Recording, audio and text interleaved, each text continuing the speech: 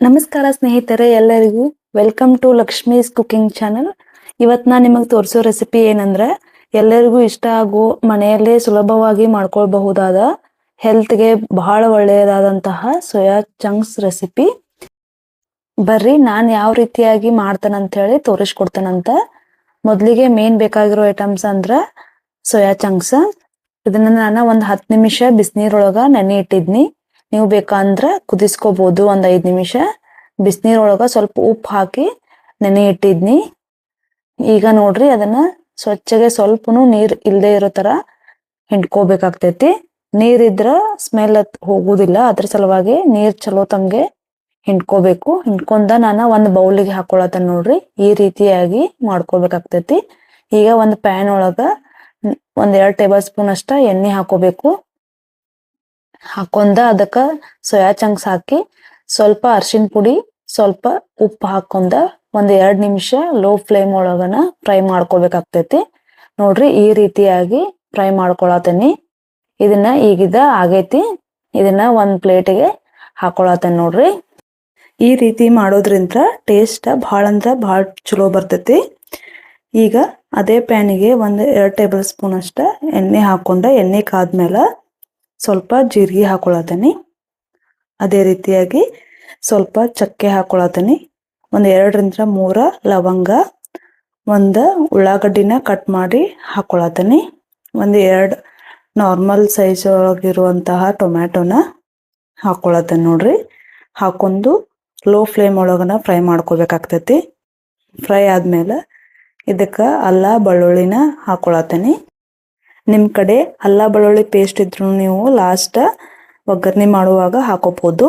ಈಗ ನಾನು ಇದನ್ನ ಫ್ರೈ ಮಾಡ್ಕೊಂಡಿದ್ದೆಲ್ಲಾನು ಮಿಕ್ಸಿಗೆ ಹಾಕೊಂಡ್ ಬರ್ತೇನೆ. ನೋಡ್ರಿ, ಈಗ ಅದೇ ಪ್ಯಾನ್ಗೆ 1-2-3 ಟೇಬಲ್ ಸ್ಪೂನ್ ಅಷ್ಟ ಎಣ್ಣೆ ಹಾಕೊಂಡ ಅದಕ್ಕ 1 ಸ್ಟಾರ್ ಹೂವ, 1 ಪಲಾವ್ ಎಲೆ, 2 ಏಲಕ್ಕಿನ ಹಾಕೊಂಡ ಫ್ರೈ ಮಾಡ್ಕೊಳತೇನಿ.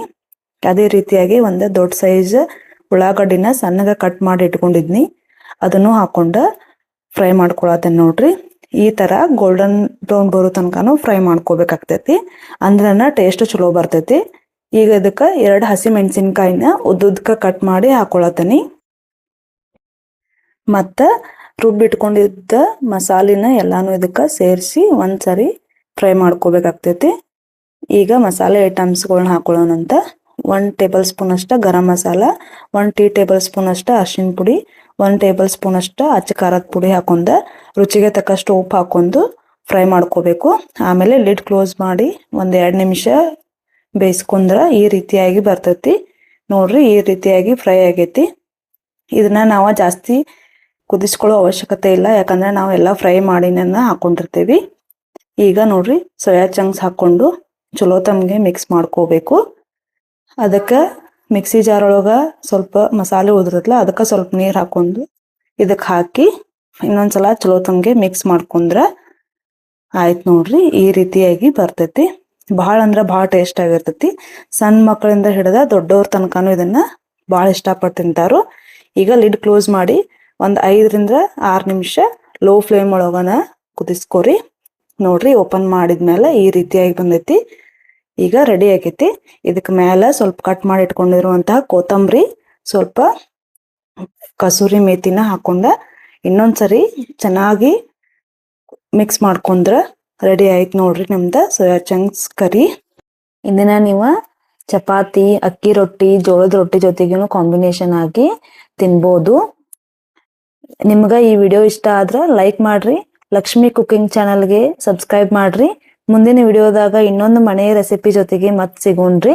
ಎಲ್ಲರಿಗೂ ಬಾಯ್.